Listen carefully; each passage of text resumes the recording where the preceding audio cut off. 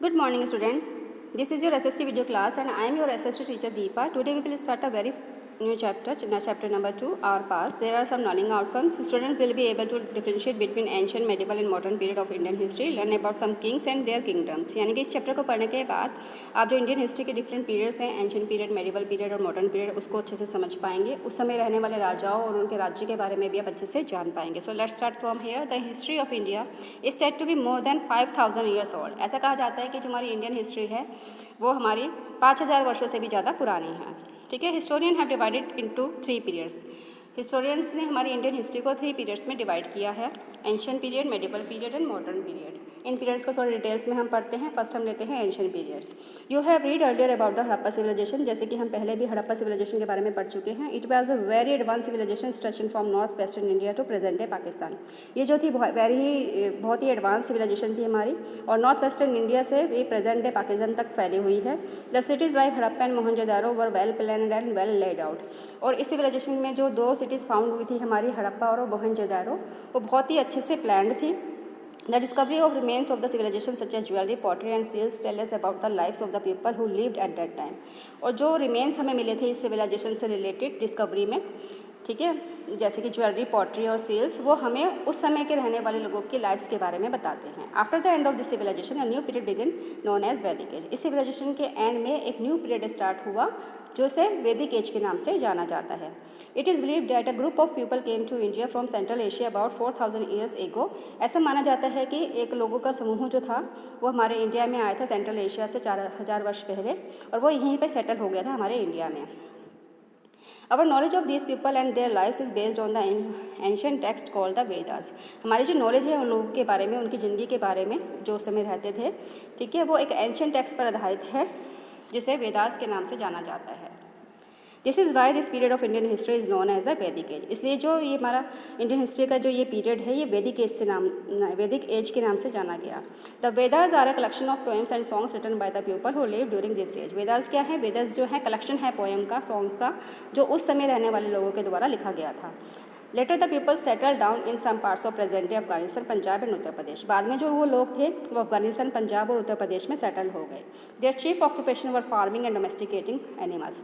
उनका जो chief occupation था, यानी कि मुख्य व्यवसाय था, वो था फार्मिंग करना और डोमेस्टिकेटिंग एनिमल्स यानी कि पशुपालन करना. They raise cattle, goats and sheeps and they clear forest to cultivate crops such as wheat, maize and rice. उन्होंने फॉरेस्ट को भी क्लियर किया, कट किया, और वहाँ पे कल्टिवेशन किया किसका? वीट का, मेज़ का और राइस का. ठीक है. The people learn to make tool with iron. इसी एज में लोगों ने आयरन से टूल्स बनाना सीखे, और कई लोग जो थे पॉटरी, वीविंग और कारपेंट्री में भी इन्वॉल्व हो गए. The Upanishad the Ramayana and the Mahabharata were also written during this as.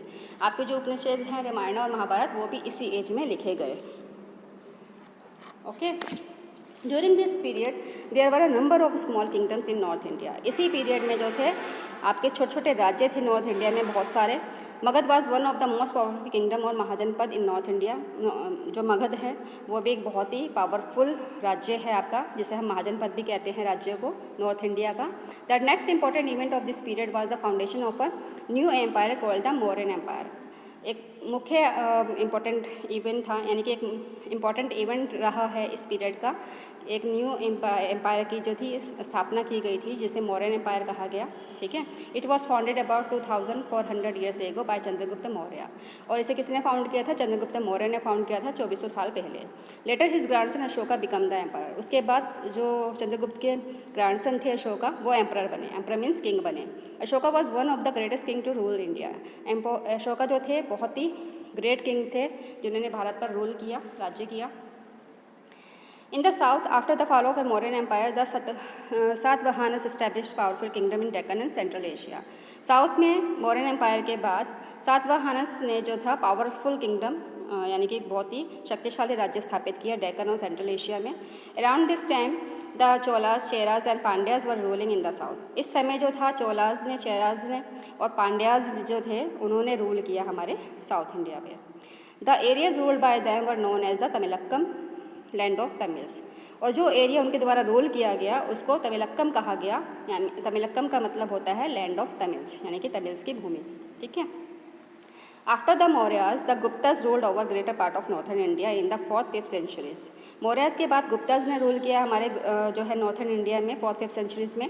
That is they ruled about 1500 years ago. उन्होंने जो रूल किया 1500 साल पहले किया, जिसमें Chandragupta first, Samudragupta and Chandragupta second. Chandragupta second को विक्रमादित्य के नाम से भी जाना जाता है, जो थे इस राजवंश के बहुत ही पावरफुल किंग्स थे. They were very strong and powerful and establish a big empire. वो बहुत ही स्ट्रॉन्ग थे, पावरफुल थे और उन्हें एक बहुत ही बड़ा साम्राज्य स्थापित किया. This period is also known as the golden age of Asian India because India was very prosperous and lot of progress was made in science, art, mathematics and literature. इस पीरियड में जो था इस पीरियड्स को जो था golden age of ancient India भी कहा गया, क्योंकि उस समय जो भारत था बहुत ही प्रॉस्पेरियस था, समृद्ध था. ठीक है, और उन्होंने काफ़ी सारी जो थी प्रोग्रेस की थी आपकी साइंस, आर्ट और मैथमेटिक्स और लिटरेचर में.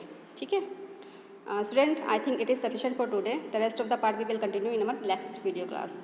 Till then okay, take care, bye bye, thank you.